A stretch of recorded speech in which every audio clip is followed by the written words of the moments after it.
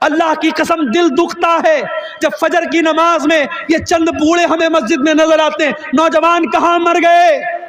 میری قوم کے نوجوان کہاں مر گئے؟ وہ رات کو 2-2 بجے تک 3-3 بجے تک واٹس ایپ پر چیٹنگ کرتے رہے, لڑکیوں سے باتیں کرتے رہے, عیاشیاں کرتے رہے, فیس بک کی ریلز دیکھتے رہے, یوٹیوب کے شارٹ دیکھتے رہے, بے حیائی کے مناظر دیکھتے رہے. رات کو 3-3 بجے تک ہمارا نوجوان یہ سب دیکھ رہا ہے. اور فجر کی اذان جب ہوتی ہے اور مؤذن کہتا ہے الصلاۃ خیر من النوم, نماز نیند سے بہتر ہے, ہمارا نوجوان بستر پہ سویا رہتا ہے. میرے نوجوانوں, یہ اذان کی آواز صرف 70 سال والوں کے لیے نہیں, آپ کے لیے بھی ہے. اور میرے رب کی قسم, آپ جب فجر کی نماز میں اٹھ کے جاتے ہیں, شیطان ذلیل ہوتا ہے, شیطان پچھتانے لگتا ہے کہ میں اس نوجوان کو کیسے روک نہیں پایا, اس کو میں فجر کی نماز میں کیسے میں روک نہیں پایا. نوجوانوں, اپنے آپ کو نماز کا پابند بنا لو. اور بعض نوجوان مجھ سے پوچھتے ہیں, میرے پاس واٹس ایپ پر میسج بھی آتا ہے, شیخ صاحب گندی عادت میں پڑ گیا ہوں, گندے ویڈیوز دیکھنے کی عادت ہو گئی, لڑکیوں سے چیٹنگ کرنے کی عادت ہو گئی, حرام کام کی عادت پڑ گئی. شیخ صاحب کوئی علاج بتا دیجئے, کوئی طریقہ بتا دیجئے. آؤ طریقہ بتاتا ہوں قرآن کی روشنی میں. گندی عادتوں سے بچنا ہے, بری عادتوں سے بچنا ہے, عیاشی سے بچنا ہے, موبائل کے غلط استعمال سے بچنا ہے. ایک نسخہ بتاتا ہوں, نوٹ کر لو میرے بھائی.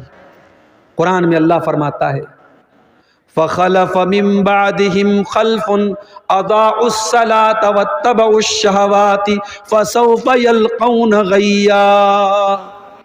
اللہ قرآن کے 16ویں پارے میں فرما رہا ہے کہ جو لوگ نماز نہیں پڑھتے ہیں, جو لوگ نماز کی پابندی نہیں کرتے ہیں, وہی لوگ خواہشات کی پیروی کرتے ہیں, وہی لوگ شہوتوں کی پیروی کرتے ہیں, اور وہی لوگ جہنم میں جائیں گے.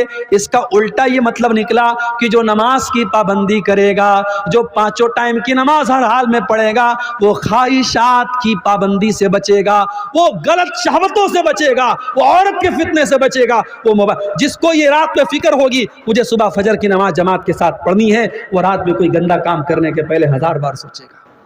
وہ موبائل پر کوئی گندی چیز دیکھنے کے پہلے 1000 بار سوچے گا کہ یار میں نمازی آدمی ہوں, یہ چیز مجھے سوٹ نہیں کرتی ہے. وہ بند کر دے گا, وہ نہیں دیکھے گا.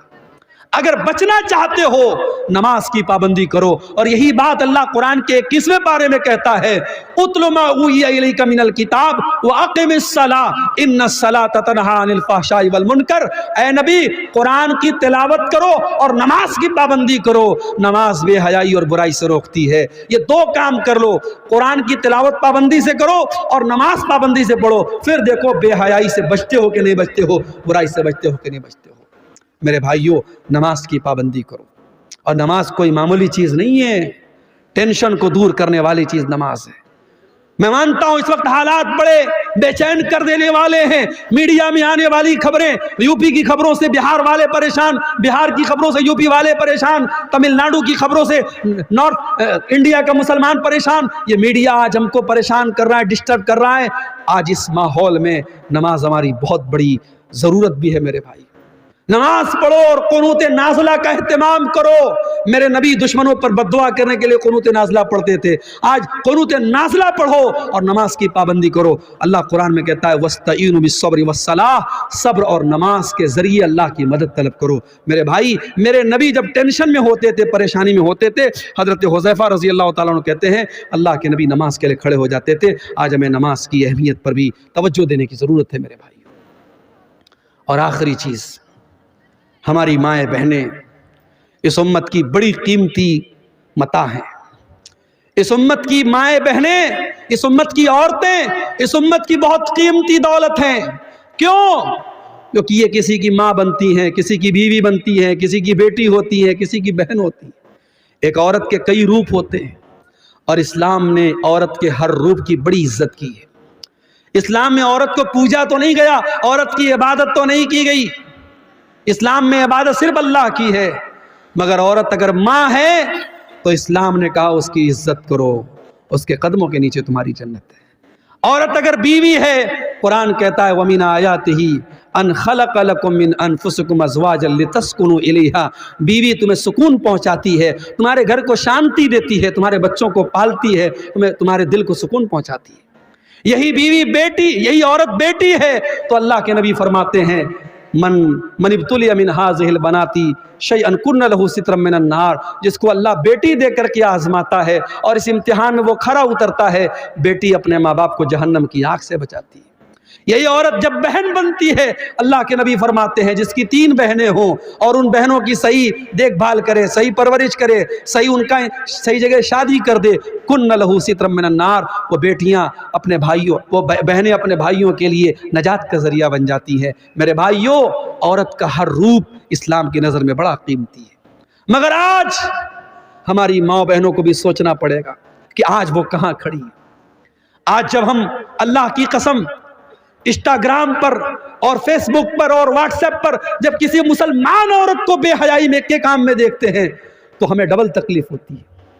بے حیائی کا کام کوئی بھی عورت کرے یہ تکلیف کی بات ہے، مگر مسلمان عورت کرے تو یہ ڈبل تکلیف کی بات ہے کہ ہماری قوم کی لڑکی، ہماری قوم کی بہن ہے۔ ابھی بھاگلپور میں اترا، ایک غیر مسلم، دیکھنے میں بظاہر ایک غیر مسلم لڑکا تھا، دیکھا اس کے ساتھ ایک عورت بالکل چپک کر کے بیٹھی ہے، باتیں کر رہی ہے۔ کچھ دیر کے بعد موبائل پر فون آیا میرے سامنے، اس نے سامنے والے سے بات کر کے السلام علیکم کہا۔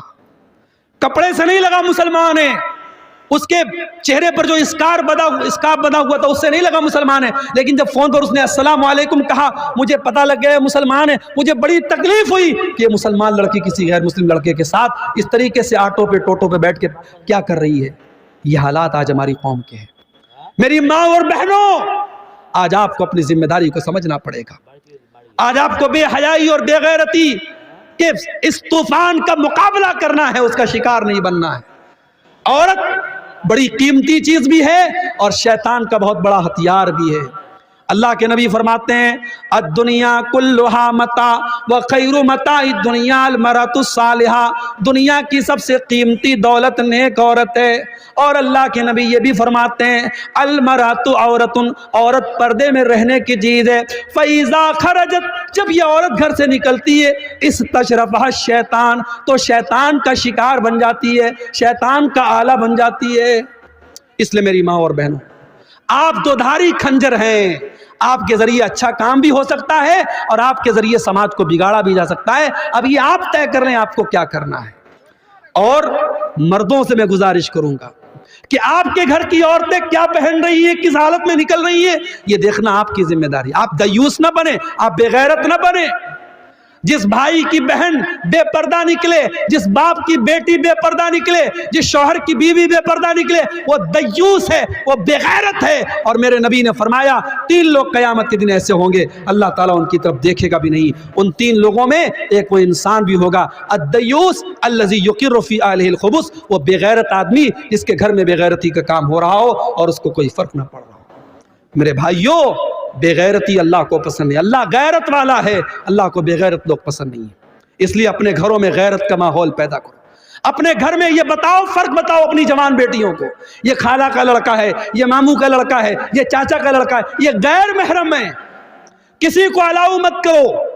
واٹس ایپ پر کسی کا سلام آیا، اپنی بہنوں سے کہنا چاہتا ہوں خبردار کسی اجنبی کو لفٹ مت کراؤ۔ وہ پہلے بھائی بن کر کے بات کرے گا، پھر دوست بن جائے گا، پھر بوائے فرینڈ بن جائے گا، پھر ملنے کی بات کرے گا، پھر تمہاری خوبصورتی کی تعریف کرے گا۔ وہ کس طریقے سے پٹی پڑائے گا تم نہیں سمجھ سکتی۔ اس لیے خبردار، ہوشیار، یہ فیس بک، یہ واٹس ایپ، یہ چیٹنگ کے جتنے راستے ہیں یہ زناکاری اور بدکاری کی طرف لے کے جاتے ہیں۔ مسلمان لڑکی اگر موبائل استعمال کرتی ہے بہت ہوشیار رہے، کسی کو اپنے پرسنل ان باکس میں آنے کی اجازت نہیں۔ کوئی نئے نمبر سے کوئی بھی اجنبی آپ کو میسج کرنے کی کوشش کرے ترنت بلاک کا آپشن کرو، بلاک کر دو اس کو۔ میرے بھائیوں، آخر میں یہ کہنا چاہوں گا ملک کے حالات جو بھی ہیں جیسے بھی ہیں، مگر ہم آزاد نہیں ہیں۔ ہمارے بڑے موجود ہیں، ہمارے علماء موجود ہیں۔ ہم اپنے علماء کی، اپنے بڑوں کی رہنمائی کے بغیر کوئی قدم نہیں اٹھائیں گے، کوئی ایسا کام نہیں کریں گے جس سے ہمارے ملک کا کوئی نقصان ہو، ہماری کمیونٹی کا کوئی نقصان ہو، ہمارے سماج کا کوئی نقصان ہو۔ دنیا میں جو لوگ اور فتنہ فساد کی باتیں کریں وہ کرتے رہیں، میں تو کسی ایسے بیان کے بھی پچھ میں نہیں ہوں جو بیان 2 کمیونٹی کے بیچ میں فساد پھیلانے کی کوشش کرے۔ ہم امن اور شانتی کے پرتیک ہیں اور رہیں گے، لیکن ہاں ہم بزدل بھی نہ بنے، ہم کمزور بھی نہ بنے. اگر واقعی میں کوئی ہم پر ظلم کر رہا ہے تو ظلم کو سہن نہیں کرنا چاہیے، ظلم کو برداشت نہیں کرنا چاہیے، ظلم کا مقابلہ کرنا چاہیے. اور اگر اپنی جان اور اپنی عزت اور اپنی آبرو کی حفاظت کرنے میں کوئی مر بھی جائے تو میرے نبی نے فرمایا من قتل دون عرضہ و مالہ فہو شہید. اپنے مال کی حفاظت کرنے میں، اپنی آبرو کو بچانے کے لیے کوئی مر جائے، کوئی قتل ہو جائے تو وہ اللہ کی راہ میں شہید ہوتا ہے. میرے بھائیو، اپنی عزت کی بات آ جائے تو ٹیپو سلطان کا وہ جملہ یاد رکھنا کہ شیر کی ایک دن کی زندگی گیدڑ کی 100 سال کی زندگی سے بہتر ہوتی ہے. آخر میں یہ یوٹیوبر حضرات سے میں کہنا چاہوں گا کہ چونکہ ملک کا ماحول بہت سینسیٹیو ہے، ملک کا ماحول بہت سینسیٹیو ہے، اور میں یوٹیوبر سے یہ کہنا چاہوں گا، اس لیے کہ 50 سینکڑوں یوٹیوبرز یہاں موجود ہیں، کون کس چینل کا والا ہے میں نہیں جانتا. میری بہت ساری تقریروں پر یوٹیوبرز نے گندے تھمبنیل لگائے ہیں، الٹے سیدھے تھمبنیل لگائے ہیں، ایسے تھمبنیل لگائے ہیں جو قانون کی نظر میں غلط ہیں. جو تقریر میں نے جو بات نہیں کہی ہے وہ تھمبنیل لگا کے آپ لوگ لگاتے ہیں. آج کی تقریر میں ایسا کچھ نظر نہیں آنا چاہیے. میں نے آپ کو وضاحت کر دی ہے، آج کی تقریر میں ایسا کچھ اگر نظر آیا تو میں آپ کے خلاف ایکشن لوں گا. ابھی ہمارے بھائی نے ایک بات کہی کہ شراب کے اوپر بھی تھوڑا سا بول دیجئے. آپ جانتے ہیں بہار میں حکومت کی طرف سے شراب بند ہے، گجرات میں بہت پہلے سے شراب بند ہے، مگر یہ عجیب مسئلہ ہے، جہاں شراب بند ہے ڈاٹا بتاتا ہے گجرات میں شراب ایک زمانے سے بند ہے، لیکن سب سے زیادہ شراب گجرات میں پی جاتی ہے. بہار میں شراب بند ہے مگر شرابیوں نے بتایا، شرابیوں سے پوچھو تو بتائیں گے کہ شراب پہلے سے زیادہ اویلیبل ہو جاتی ہے شراب پینے والوں. تو دیکھو قانون کے ڈنڈے سے شراب نہیں روک رہی ہے، قانون کے ڈنڈے سے شراب نہیں روک رہی. کس سے روکے گی؟ ایمان کی طاقت سے روکے گی. قرآن کی آیت اتری کس ماحول میں؟ جس ماحول میں شراب پانی کی طرح لوگ پیتے تھے، ہر دسترخوان پہ شراب رہتی تھی. اور اسی لیے شراب اکٹھے حرام نہیں ہوئی، شراب 3 اسٹیپ میں حرام ہوئی. پہلے اللہ نے سورہ بقرہ کی آیت نازل کی، يَسْأَلُونَكَ عَنِ الْخَمْرِ وَالْمَيْسِرِ قُلْ فِيهِمَا اسْمٌ كَبِيرٌ وَمَنَافِعُ لِلنَّاسِ وَإِثْمُهُمَا أَكْبَرُ مِن نَّفْعِهِمَا. اے نبی لوگ آپ سے شراب کے بارے میں پوچھتے ہیں، جوا کے بارے میں پوچھتے ہیں. اے نبی آپ بتا دیجئے کہ شراب اور جوا میں کچھ فائدہ ہے لیکن زیادہ نقصان ہے. اس کا نقصان زیادہ ہے، فائدہ کم ہے. اب یہ شراب میں کیا فائدہ تھا؟ شراب پینے والے کہا کرتے تھے اس کو پی کر کے ہمارے اندر طاقت آ جاتی ہے. جوا کھیلنے والے کہتے تھے جوا کھیل کر کے ہم راتوں رات امیر بن جاتے ہیں. تو اللہ نے کہا چلو فائدہ ہے لیکن نقصان زیادہ ہے. شراب پی کے تم بہت غلط کام کرتے ہو، جوا کھیل کے بہت غلط کام کرتے ہو. یہ پہلی آیت اتری. دوسری آیت اتری سورہ نساء کے اندر، اللہ نے فرمایا لا تقربوا الصلاۃ وانتم سکارا. دیکھو شراب پی کر کے نماز کے قریب مت جاؤ. پھر تیسری آیت اتری سورہ مائدہ کی، انما الخمر والمیسر والانصاب والازلام رجس من عمل الشیطان. شراب، جوا اور پانسے کے تیر اور غیر اللہ کے آستانے یہ سب گندے کام ہیں، شیطان کے کام ہیں. جب یہ آیت اتری صحابہ کرام شراب پی رہے تھے. جیسے ہی قرآن کی یہ آیت اتری اور نبی نے آ کے بتایا کہ ایسی آیت اتری ہے، صحابہ نے اپنے گھر سے شراب کے سارے برتن نکال کے توڑ کے پھینک دیے. شراب پورے مدینہ کی گلیوں میں پانی کی طرح بہہ گئی. آج ہمارے ملک میں گٹکھا بک رہا ہے، سگریٹ بک رہی ہے، بیڑی بک رہی ہے. بیڑی کے پیکٹ پہ لکھا ہوا ہے، سگریٹ کے پیکٹ پر لکھا ہے tobacco is dangerous to health. تمباکو کا استعمال صحت کے لیے بہت خطرناک ہے. ٹوبیکو کازز کینسر، تمباکو سے کینسر ہوتا ہے. حکومت چھپوا بھی رہی ہے، اس پر پھیپڑے کی خطرناک تصویر بھی بنی ہے، کینسر کی تصویر بھی بنی ہے، اور وہی حکومت لائسنس دے رہی ہے اور بیڑی بھی بک رہی ہے، گٹکھا بھی بک رہا ہے، سگریٹ بھی بک رہی ہے. میرے بھائیوں، دنیا کے قانون اور دنیا کے ایڈورٹیزمنٹ کے ذریعے جو کام نہیں ہوا محمد رسول اللہ کے دور میں، جب ایڈورٹیزمنٹ نہیں تھا، جب ٹی وی اور ریڈیو کا دور نہیں تھا، صرف ایک قرآن کی آیت پر پورے مدینہ میں شراب کی ندیاں بہہ گئی. ہم اسی نبی کا کلمہ پڑھنے والے ہیں. میرے بھائی، ہمیں کوئی شراب کا نقصان نہ بھی بتائے، ہمارے لیے تو اتنا کافی ہے کہ میرے نبی نے شراب کو حرام قرار دیا ہے. اور میرے نبی نے کہا ہے شراب اتنی گندی چیز ہے، جو شراب پیے گا قیامت کے دن جہنمیوں کا پیپ اور مواد اسے پلایا جائے گا. شراب اتنی گندی چیز ہے، میرے نبی نے لعنت کی شراب پینے والے پر، پلانے والے پر. شراب کے لیے جو رس نچوڑا جاتا ہے اور شراب کو جو لے کے جاتا ہے، شراب کو جو بیچتا ہے، جو خریدتا ہے، سب پر اللہ کے نبی نے لعنت کی ہے. میرے پیارے ساتھیوں، شراب ام الخبائث ہے. جو شراب پی لے گا وہ زنا بھی کر سکتا ہے، وہ اپنی ماں بہن بیٹی کے ساتھ بھی غلط کام کر سکتا ہے، کچھ بھی کر سکتا ہے وہ. اس لیے مسلمان شراب بندی تو ہمیں اور آپ کو کرنا چاہیے تھا. مجھے یاد ہے ہریانہ کے گاؤں میں مسلمانوں نے یہ فیصلہ کیا تھا کہ ہمارے یہاں شادی میں 1 پیسہ جہیز کا نہیں لیا جائے گا، اور لڑکی کی شادی سمپل طریقے سے ہوگی، کوئی بارات نہیں آئے گی، اور کوئی بارات لے کے جائے گا، کوئی جہیز لے گا تو پورا گاؤں اس کا بہشکار کرے گا. آج یہ مثال ہریانہ میں موجود ہے، میڈیا میں اس کو بہت بیان کیا گیا. میں چاہتا ہوں آپ کے گاؤں میں، آپ کے علاقے میں بھی اس طریقے کی تحریک چلے کہ ہمارے گاؤں کا جو شراب پیے گا ہم گاؤں سے اس کا بائیکاٹ کر دیں گے. آپ ایسی کوشش کریں، انشاءاللہ جب آپ شراب بندی کریں گے تو پوری ملک کے لیے مثال بنے گی. میرے بھائی، جو کام قانون کے ڈنڈے سے سمبھو نہیں ہے وہ مذہب کے ذریعے اور ایمان کے ذریعے سمبھو ہے. آہ جاتی ہے فلک پر رحم لانے کے لیے، بادلو ہٹ جاؤ دے دو راہ جانے کے لیے. اے دعا ہاں عرض کر عرش الہی تھام کے، اے دعا ہاں عرض کر عرش الہی تھام کے. اے خدا رخ پھیر دے اب گردش ایام کے. تو نہ اپنے آئینے کرم کو بھول جا، اے خدا تو اپنے آئینے کرم کو نہ بھول جا. ہم تجھے بھولے ہیں لیکن تو نہ ہم کو بھول جا. خلق کے راندے ہوئے دنیا کے دھتکارے ہوئے، خلق کے راندے ہوئے دنیا کے دھتکارے ہوئے، آئے ہیں اب تیرے در پر ہاتھ پھیلائے ہوئے. خار ہیں بدکار ہیں ڈوبے ہوئے ذلت میں ہیں، خار ہیں بدکار ہیں ڈوبے ہوئے ذلت میں ہیں. کچھ بھی ہیں لیکن تیرے محبوب کی امت میں ہیں، کچھ بھی ہیں لیکن تیرے محبوب کی امت میں ہیں.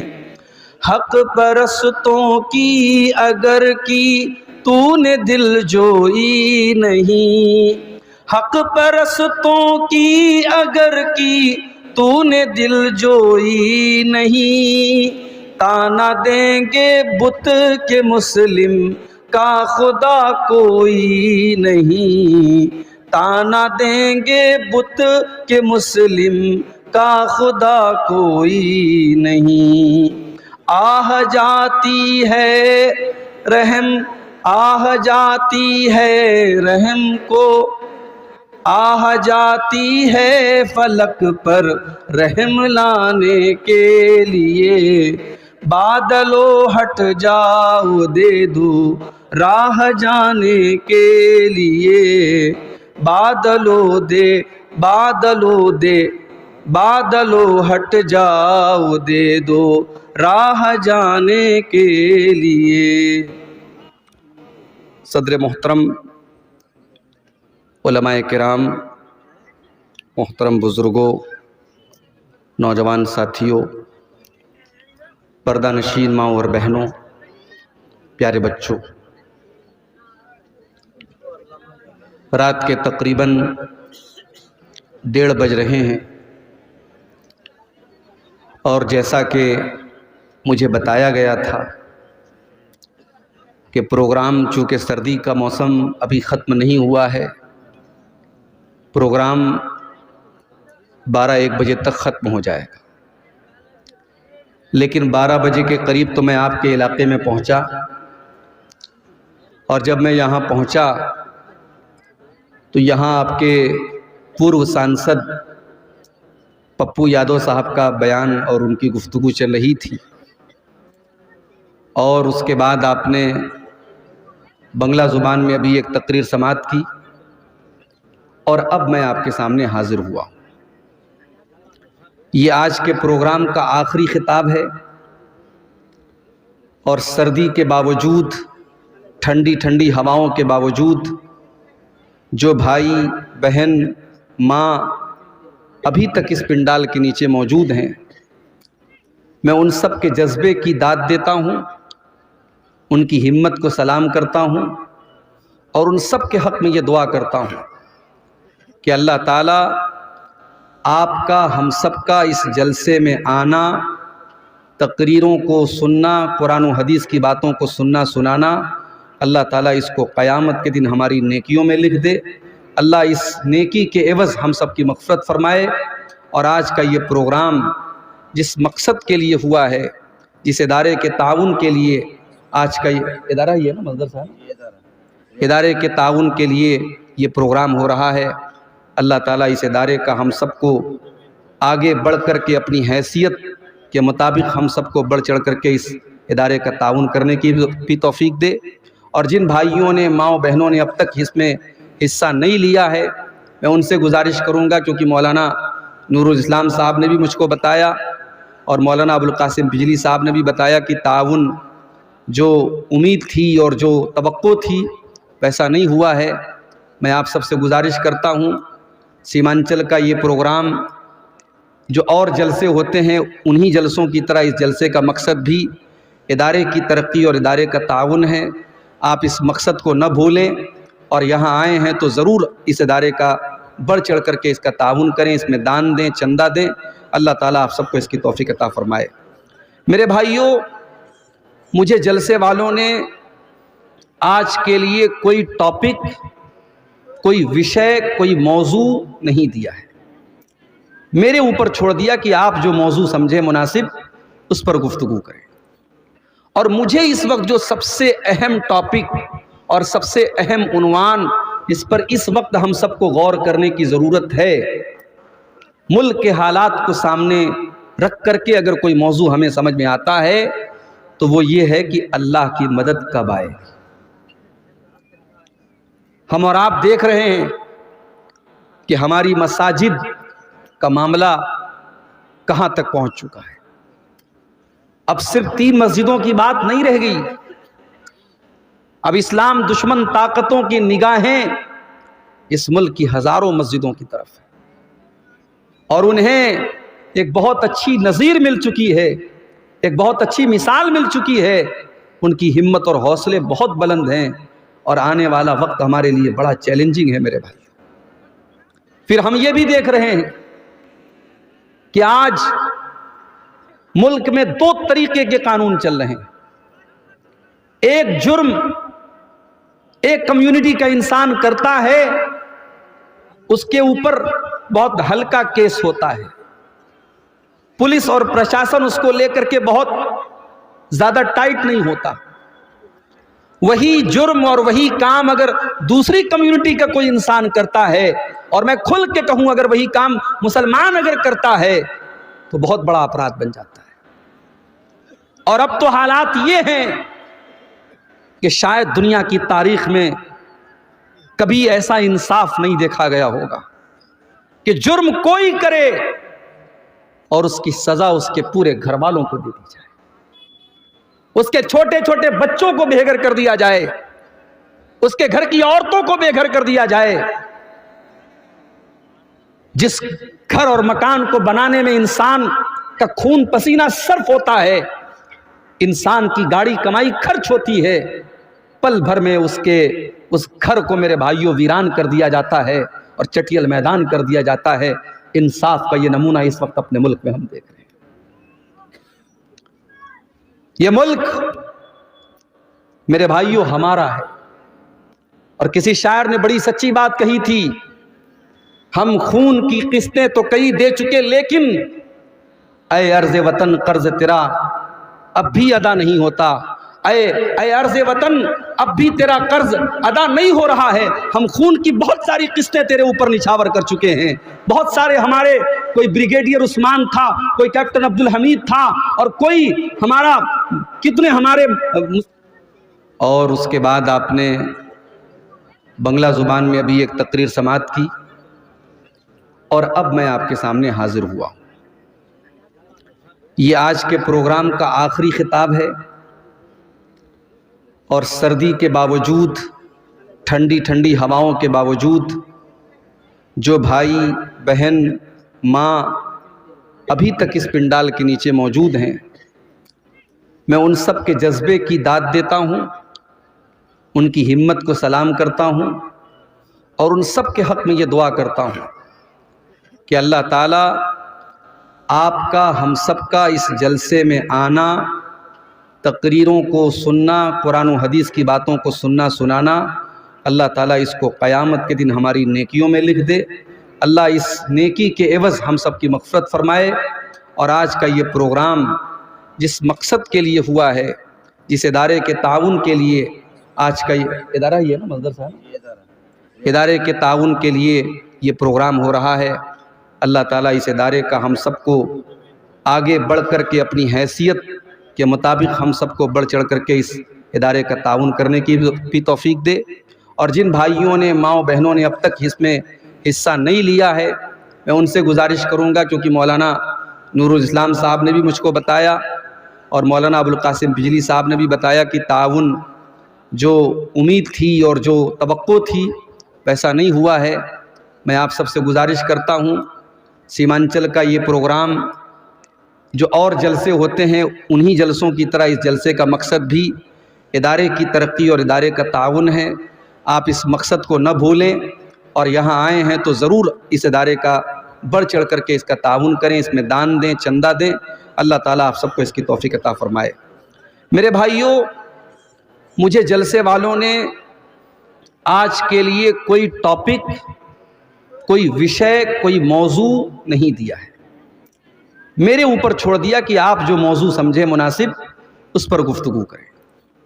اور مجھے اس وقت جو سب سے اہم ٹاپک اور سب سے اہم عنوان جس پر اس وقت ہم سب کو غور کرنے کی ضرورت ہے، ملک کے حالات کو سامنے رکھ کر کے اگر کوئی موضوع ہمیں سمجھ میں آتا ہے تو وہ یہ ہے کہ اللہ کی مدد کب آئے. ہم اور آپ دیکھ رہے ہیں کہ ہماری مساجد کا معاملہ کہاں تک پہنچ چکا ہے. اب صرف 3 مسجدوں کی بات نہیں رہ گئی. اب اسلام دشمن طاقتوں کی نگاہیں اس ملک کی ہزاروں مسجدوں کی طرف ہے، اور انہیں ایک بہت اچھی نظیر مل چکی ہے، ایک بہت اچھی مثال مل چکی ہے. ان کی ہمت اور حوصلے بہت بلند ہیں، اور آنے والا وقت ہمارے لیے بڑا چیلنجنگ ہے میرے بھائی. پھر ہم یہ بھی دیکھ رہے ہیں کہ آج ملک میں 2 طریقے کے قانون چل رہے ہیں. ایک جرم ایک کمیونٹی کا انسان کرتا ہے، اس کے اوپر بہت ہلکا کیس ہوتا ہے، پولیس اور پرشاسن اس کو لے کر کے بہت زیادہ ٹائٹ نہیں ہوتا. وہی جرم اور وہی کام اگر دوسری کمیونٹی کا کوئی انسان کرتا ہے، اور میں کھل کے کہوں اگر وہی کام مسلمان اگر کرتا ہے تو بہت بڑا اپرادھ بن جاتا ہے. اور اب تو حالات یہ ہیں کہ شاید دنیا کی تاریخ میں کبھی ایسا انصاف نہیں دیکھا گیا ہوگا کہ جرم کوئی کرے اور اس کی سزا اس کے پورے گھر والوں کو دے دی جائے، اس کے چھوٹے چھوٹے بچوں کو بے گھر کر دیا جائے، اس کے گھر کی عورتوں کو بے گھر کر دیا جائے.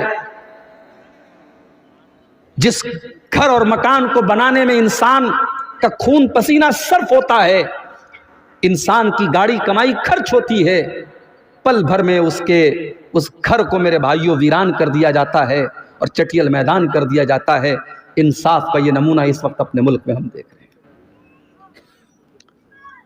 یہ ملک میرے بھائیوں ہمارا ہے، اور کسی شاعر نے بڑی سچی بات کہی تھی، ہم خون کی قسطیں تو کئی دے چکے، لیکن اے عرض وطن قرض تیرا اب بھی ادا نہیں ہوتا، اے عرض وطن اب بھی تیرا قرض ادا نہیں ہو رہا ہے۔ ہم خون کی بہت ساری قسطیں تیرے اوپر نچھاور کر چکے ہیں، بہت سارے ہمارے، کوئی بریگیڈیئر عثمان تھا، کوئی کیپٹن عبدالحمید تھا، اور کوئی ہمارا، کتنے ہمارے مسلمانوں کے نوجوان سرحدوں پر جنہوں نے اپنی جانیں گنوا دی اس ملک کی حفاظت کے لیے، اور آج اس ملک میں اس مسلمان سے یہ کہا جائے کہ یہ ملک تیرا نہیں ہے، اس ملک میں تیرا کوئی کام نہیں ہے، تو اذان نہیں دے سکتا، تو نماز نہیں پڑھ سکتا، تو اپنے دین اور ایمان پر قائم نہیں رہ سکتا، یہ سوال آج اس مسلمان سے کیا جا رہا ہے۔ میرے بھائیوں، بڑی نازک گھڑی ہے، ذرا تاریخ کے پنے الٹو، 1400 سال پہلے چلو، ابھی محمد الرسول اللہ عرب کی دھرتی پر نہیں آئے ہیں، ابھی اللہ کے آخری نبی دنیا میں ان کا جنم نہیں ہوا ہے، آپ کے جنم سے 40 یا 50 دن پہلے کا واقعہ ہے۔ یمن کا ایک بادشاہ ہے، اس کا نام ابرہہ ہے، اس کو معلوم ہوا کہ عرب کی دھرتی پر خانہ کعبہ نام کی ایک بلڈنگ ہے، ایک عمارت ہے، اور اس